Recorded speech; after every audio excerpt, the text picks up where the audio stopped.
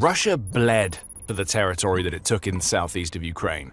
Months and thousands of soldiers were spent making gains that Putin believed would position his military for a summer offensive in 2026. Putin was wrong. Ukraine turned it all around. Ukrainians have taken back what's theirs, and Putin's southeastern front line has collapsed in just 1 month. This is a victory that will be studied for 100 years, and we're going to explore all of the reasons why Ukraine has chosen now to counterattack. Before we do, here's the headline figure. 400 square kilometers, or about 154 square miles, were regained by Ukraine in about a month. That's according to the Ukrainian military's commander-in-chief Oleksandr Syrskyi, who says that Ukraine has taken this amount of territory, along with 8 of its settlements, back from Russia since January. Syrskyi made these claims on February 23rd, with the implication that more liberations may be coming. All gains were made by Ukraine's airborne units operating alongside adjacent units, which roughly translates to Ukraine using drones to devastate Russia's invading forces, followed by infantry and mechanized units to clear out the stragglers. This is a powerful move by Ukraine. And it's important as much for where it's taken place as it is for the amount of territory that Ukraine has liberated. The Kyiv Independent reports that the bulk of Ukraine's 2026 push against Russia has taken place in the Oleksandrivka direction. To the layman, this small village, which had a population of fewer than 4,000 people in the year that Putin launched his invasion, may seem inconsequential, but it isn't. Oleksandrivka is a unique village because it lies at the intersection of 3 of Ukraine's most important oblasts: Donetsk, Zaporizhia, and Dnipropetrovsk. Russia has been attacking all 3 for much of the invasion, and it has big plans for the latter 2 in 2026. At least it did.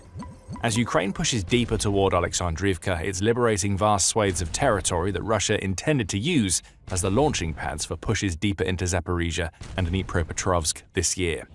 What's also interesting about this latest counteroffensive is that it comes on the back of a similar surge by Ukraine in the Donetsk direction back in September. That offensive saw Ukraine focus primarily on the Donetsk Oblast, where it regained 160 square kilometers, or about 61.7 square miles of territory, that it was able to then fortify to turn Putin's push for the city of Pokrovsk into a blood-soaked massacre that cost Russia far more soldiers than it would ever have lost otherwise. That gives you a hint as to one of the reasons why we're seeing Ukraine push toward its southeast, but we'll have more on that in just a few moments. As for the counteroffensive, it doesn't seem to be stopping anytime soon.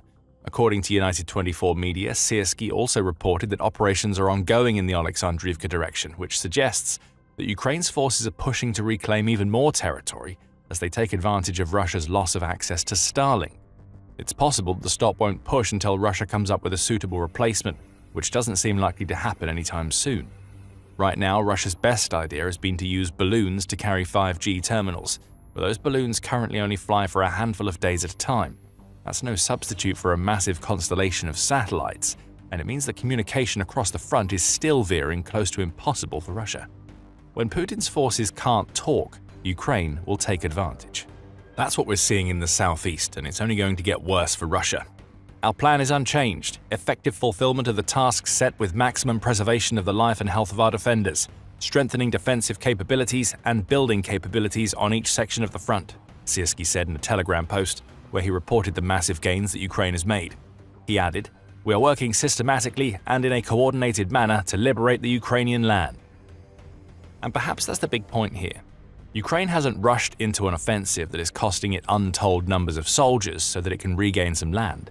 Everything that we're seeing in the southeast of the country right now is carefully calculated to ensure that Ukraine retakes the maximum amount of territory possible with as minimal a cost to its military as it can manage. That's the complete opposite of Russia's approach. Putin has no other strategy than to throw cannon fodder into the meat grinder of Ukraine's defenses, which is why Russia has lost 65,000 soldiers to death or injury in 2026 alone, NATO Secretary General Mark Rutte said at the Munich Security Conference in mid-February. If Russia keeps that up, it will have lost around 390,000 soldiers by the end of the year, and that is an optimistic figure. When we told you that Russia has bled for the territory that Ukraine had liberated over the past month, this is what we meant. Now that Russia's southeastern lines are collapsing under a Ukrainian advance, this is what 400 square kilometers gained in a month really means. On February 17th, Newsweek highlighted the fact that the pace of Ukraine's recent gains was such that the country has retaken more territory from Russia since it launched its southeastern counteroffensive than it has gained in the last 2.5 years. And that claim was made when Ukraine's gains stood at 201 square kilometers or 77.6 square miles. Fast forward just a week, and the gains are now double that amount, taking what was already an impressive counterattack into truly historic territory. Along the way, Ukraine has retaken some key settlements that Russia intended to use as launching points for future assaults. RBC Ukraine highlights some of them, noting that Ukraine has liberated Nechaivka, Pishana, Andriivka, Radizna, Ostapivska, and Nova Zaporizhia, all of which are in the direction of the Oleksandrivka sector we mentioned earlier. When Syrskyi said that Ukraine's approach was systematic, he was referring to how Ukraine has expertly cleared Russia's soldiers out of these settlements so that they can all be used to mount a stronger offensive right now, and later a defense against Russia's forces. These settlements aren't part of some sort of grey zone where fighting between Ukraine and Russia is ongoing either. RBC Ukraine adds that Russia's forces haven't been seen anywhere near the settlements that Ukraine has cleared at any point during the 2 weeks leading up to February 24th. Through this counteroffensive, combined with what may still be to come, Ukraine has also achieved goals relating to maintaining its supply chains, which in turn allows it to keep up its momentum by ensuring ammunition deliveries don't get interrupted and evacuating wounded from the battlefield. What it all amounts to is that Russia's gains have been reversed in about a month, and Ukraine is now in a position to set itself up for what it believes is coming in the future. And that brings us back to why Ukraine has chosen now to launch its counteroffensive in the southeast. But before we go deeper into that, this is why we make the military show, to explain how power really moves on the battlefield. If you want more of this kind of insight, make sure you're subscribed to the channel. So we could tell you that Ukraine has launched its counteroffensive as a way of thumbing its collective nose at Russia, the forcing of a humiliation that Putin wasn't prepared for, in a sense. However, though humiliation of Russia's insane president is always a positive for Ukraine, there are several other reasons why Ukraine is now pushing in the southeast. Starting with something that Putin himself has been trying to do. Putin has spent the last few months attempting to establish a specific narrative. With peace talks ongoing, the most recent of which in Geneva have led to little progress, Putin is trying to position Russia as an all-conquering force and Ukraine as a tiny country that is collapsing under Russia's might. Anybody who has paid attention to the last 4 years of fighting knows that this narrative is nonsense. But every so often, Ukraine needs to reinforce that point whenever it looks like Putin is successfully manipulating his way into convincing the US, which has positioned itself as the main mediator in peace talks, that Russia is on the verge of victory. The narrative needs to be shattered, and Ukraine's massive counterattack goes a long way toward doing that. According to the Wall Street Journal, the mere fact that the Ukraine war has officially entered its 5th year shows that the Russian victory that Putin claims to be inevitable is anything but. Ukraine has embarrassed Russian generals' claims of significant gains by largely clearing the city of Kupiansk in the northeast of Russian forces and retaking several villages in the southeastern Zaporizhia region, the outlet says. And that's the entire point. As Putin tries to drip his off-brand fake honey into the collective US ear, Ukraine is delivering straight from the hive. Every square mile that Ukraine liberates is a signal to the US that Ukraine is a long way from being out of the fight. No military that is on the verge of collapse that Putin claims is coming could be doing what Ukraine is doing right now. And as Seth Jones, who is the president of the Defense and Security Department at the Center for Strategic and International Studies, tells the Journal, all that Putin has left is his attempts to convince the US that Russia is winning. That's the big breakthrough in a war that his military is unable to win, Jones says of what Putin is trying to do with his narrative, adding, the real hope is that the US will come to their aid. But narrative collapse is just the start. One of the things that Ukraine is doing is setting up to absolutely annihilate more of Putin's forces in 2026. But before we get to how, there is another reason for the southeast counteroffensive to cover. One of the things that Ukraine is doing with this push is forcing Putin and his military cronies into making difficult decisions about what to do with the reserve forces that Russia has stationed in the occupied territories of Ukraine. Captain Dmytro Filatov, who is the commander of Ukraine's 1st Separate Assault Regiment, highlights this by pointing out how Ukraine is now forcing Russia into playing a game that Putin doesn't want to play. We're not focused on the deepest possible penetration, Filatov says of Ukraine's recent gains, indicating that the headline figures aren't as important as what the gains allow Ukraine to do. Rather, Ukraine's goal, or one of them, is to force the enemy to deploy its reserves not where it plans, but where we plan. It's all about taking the initiative, which feeds into the point that we've already made about Putin's narrative and the point we're about to make about how Ukraine intends to use the territory that is gained. This is Ukraine taking control over the battlefield by forcing Russia to dedicate soldiers to territories that it thought it had already secured. Of course, the inevitable happens due to this, More of Russia's soldiers die after being deployed for operations that are far different than those that they were preparing for. This creates the combined effect of draining Russian reserves at a time when Putin doesn't need that happening, and weakening Russian offensives and defenses elsewhere, which creates yet more opportunities for Ukraine. Putin was told that something like this was coming. Back in January, Syrskyi himself announced that Ukraine was planning new offensive operations in 2026. UA Wire reported the Ukrainian military's commander-in-chief as stating, "Therefore, we will conduct a strategic defensive operation. At the same time, we understand you cannot win by defense alone. Accordingly, we will carry out offensive operations and fight to maintain operational initiative, because that forces the enemy to commit and withdraw significant manpower, weapons, and ammunition to contain our active actions."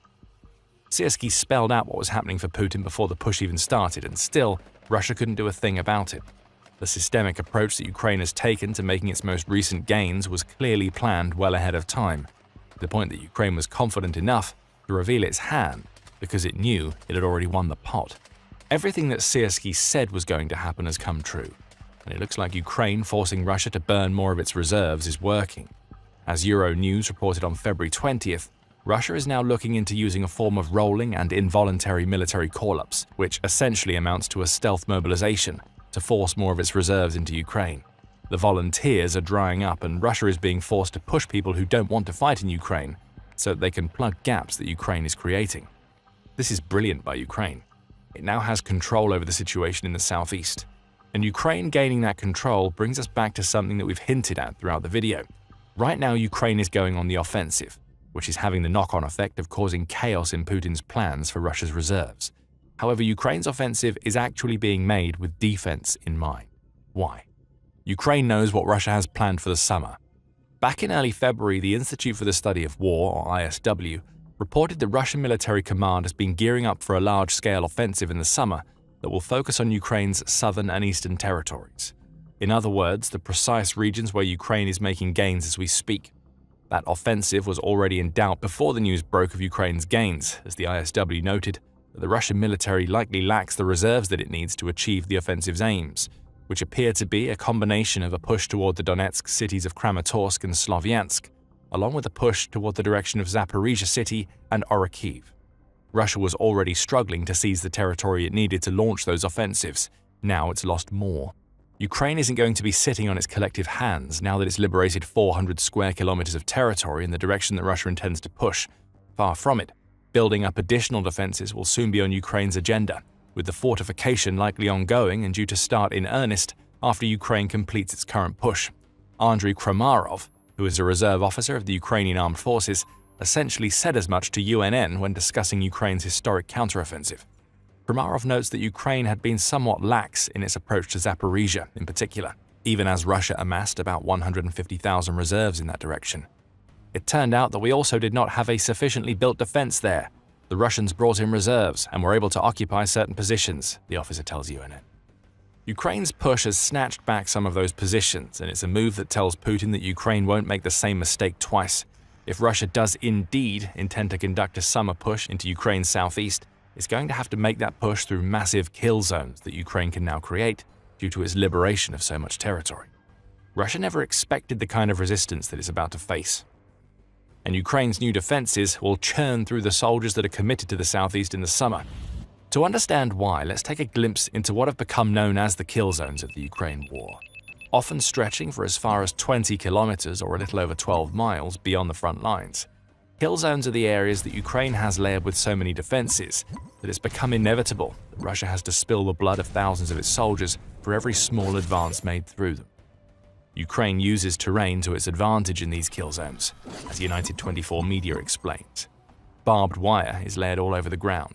Some of that wire is placed in massive spools stretching across the front, which bogs Russia's soldiers down and forces them to try to slowly cut through. Networks of thinner barbed wire are also placed on the ground, ready to slice through legs of unsuspecting soldiers, again causing delays. If Russia tries to send mechanized units through the kill zones, they're met with dragon's teeth and anti-tank ditches, again designed to slow them down. Anti-tank mines are everywhere, waiting to blow the tracks off a tank and destroy armored vehicles as they progress. Then there are the drones, thousands of them. Operated both from behind the kill zones and from tunnels that Ukraine has built into them, some of these drones watch and others destroy. Reconnaissance drones scan miles of kill zones looking for Russian assault forces. When they're found, often caught up in barbed wire and anti-tank defenses, the strike drones are deployed. FPV drones rain down on Russian forces, causing death at a scale that is simply unsustainable for Russia. And to add an extra layer of genius to the whole approach, Ukraine uses its layered defenses to force the Russians to take narrow and obvious routes toward their targets. You can guess what happens when Ukraine manages to funnel Putin's soldiers into the choke points that it's created. Drones, missiles, and artillery all strike, causing yet more damage. The creation of more of these kill zones in the southeast is ultimately what Ukraine's massive counteroffensive is about. Ukraine knows that a Russian offensive is coming, and it's going to ensure that Russia bleeds for every inch of territory that it takes. This is an offense to support a form of defense that is offensive in its own right. And again, Ukraine is open about what it's doing because it knows that Russia can't do a thing about it. Ukraine's defense minister Mikhailo Fedorov laid it all out during a meeting with journalists on January 20th, where he said that Ukraine's strategy for 2026 is simple. Make the cost of the war for Russia one it cannot sustain, thereby forcing peace through strength. Fedorov noted that one of Ukraine's strategic objectives this year is to reach 50,000 confirmed kills against Russia's military every single month. The kill zones that we're going to start seeing popping up all over the territory that Ukraine just liberated are going to play a huge role in achieving that objective. If Russia is going to treat its soldiers like resources, Ukraine is going to make Putin spend as much as possible. Russia has been officially outmaneuvered. Now it faces a summer of pain that could be worse for Putin's forces than anything that we've seen in the war so far. Russia never accounted for any of this.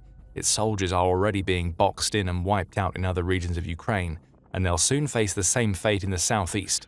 Staggering losses in manpower, armor, and money have already been caused by Ukraine's kill zone strategy, and you can find out more about how these brilliant tactics are affecting Russia in our video. And if you enjoyed this video, remember to subscribe to The Military Show for more analysis of what's happening behind the headlines in Ukraine. And thank you for watching.